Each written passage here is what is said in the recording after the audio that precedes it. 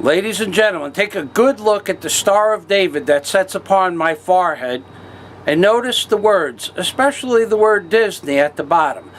Because Disney is the Jewish entity that controls Disney and in fact controls a large portion of your lives and your children's lives from birth to death. Because first you bring your children to watch Disney, and then as grandparents you bring your children and their children to watch Disney. And moving past that aspect of reality, the people of this world believe that the Zionists control large portions of the media, which is in fact truth in its entirety, aka the Rockefellers, the Rothschilds, and you guessed it, ladies and gentlemen, the Dildo Burgers are in control of everything. But before they became in control and before they hijacked the pictographs on the $1 bill, I have to tell you a little story. 300 million years ago, in all likelihood, something came to this world and seeded it. At the same time, I believe these same entities have been in control since that 330 million year period, aka what we come to know as aliens, but are probably much more closely related to us on the gene pool than we are between a cat and a human being. And a cat is 90% human.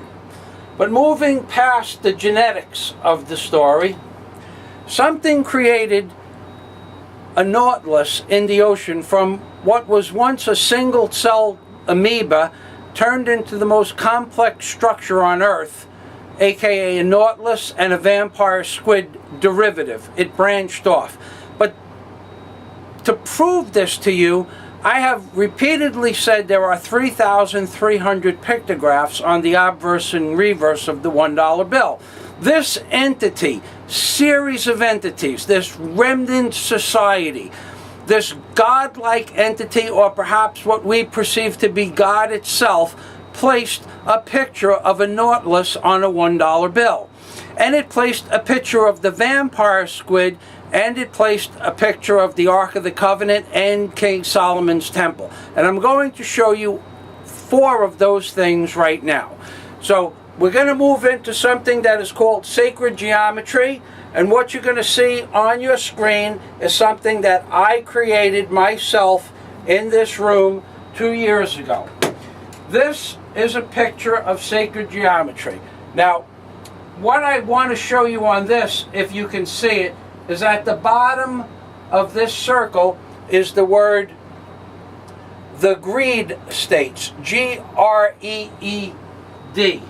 But what I want to show you here is the picture blown up a little bit better, where it's a little bit easier to see, and you can see the words that I placed on this piece of paper, aka my drawing, as a piece of artwork that I created. And you can see right here underneath the $1 bill and above my pointer, it says the greed states, G-R-E-E-D, not great, greed. And when you take the bill and fold it to where this section of the bill becomes a perfect square, not a rectangle like this picture, but a perfect square, squared this way and squared that way. In real life, because this is slightly disproportional because of the way the screen resolution blows it up. But when you take the bill and fold it this way and this way, it becomes a perfect square.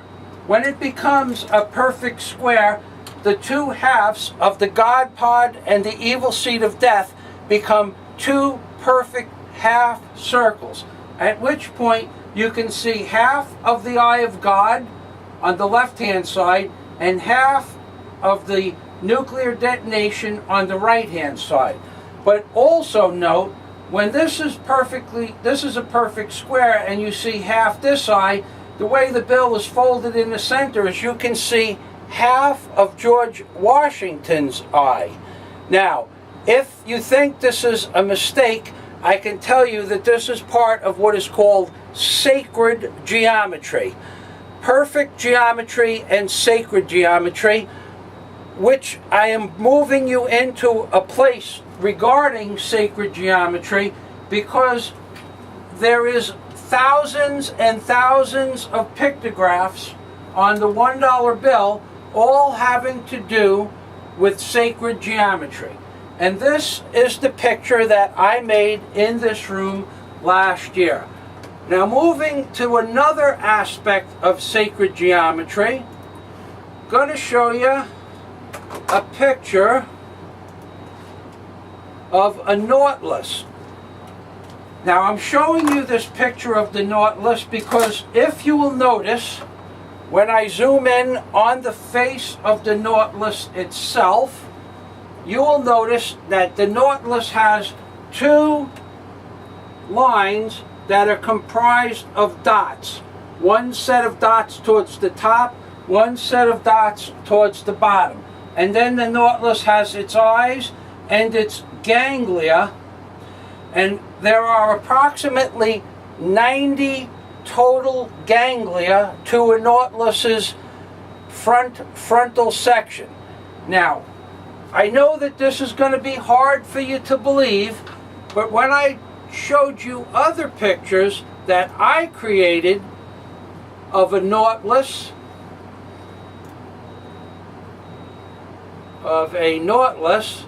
okay, by folding the bill, once again you see those two segments of lines that appear and the large eyes on either side, just as a Nautilus is depicted in the portrait that I just showed you from the internet.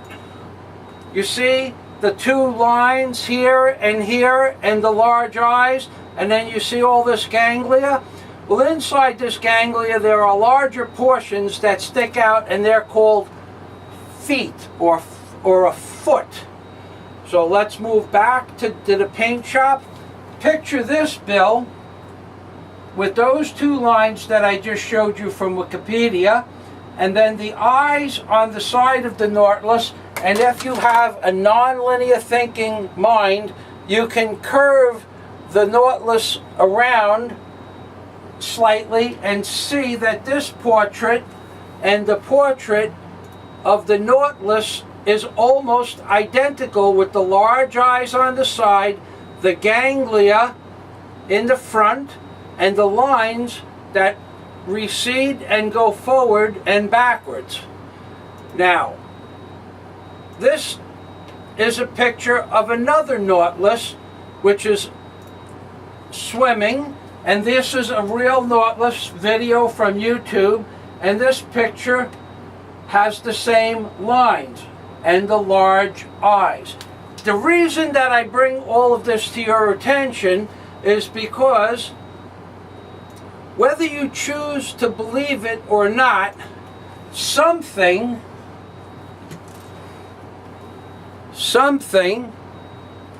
came from another world a long, long time ago. And the storyline that follows the movie with Jodie Foster in it, called Contact, is probably very close to the truth. But moving forward into my dissertation on perfect geometry, I'm going to show you another picture that is also called the vampire squid. But what I want to show you is that the two ganglia now that come out of the Nautilus appear to be moving the squid through a medium. Now, if this was the nose of a ship or the bow of a boat, the water and waves would be projected at exactly these angles, because whatever created the Nautilus and the vampire squid pictographs on the $1 bill did so with the full understanding of every aspect of every creature, and was able to place the 3,300 pictures on the reverse and obverse of the $1 bill. But this particular entity right here becomes one of the most interesting pictographs on the bill itself, in that if you look at the right hand side, and you will notice it appears to be a man's face blowing wind towards the number 1, which has to do with blowing a horn in a different segment of the Bible, that which I discovered these pictographs from originally. So on this side there is a man blowing towards the number 1, or a horn, and on this side there is a man blowing towards the number 1, or a horn. But here's the kicker, folks. When you turn it around this way, there's a man facing backwards, blowing out of his mouth, also projecting the nautilus through the medium, that which I call water, on the reverse of the $1 bill. And I know that that's hard for you to believe, but what's even harder for you to believe is that one day I'm going to get a bigger camera.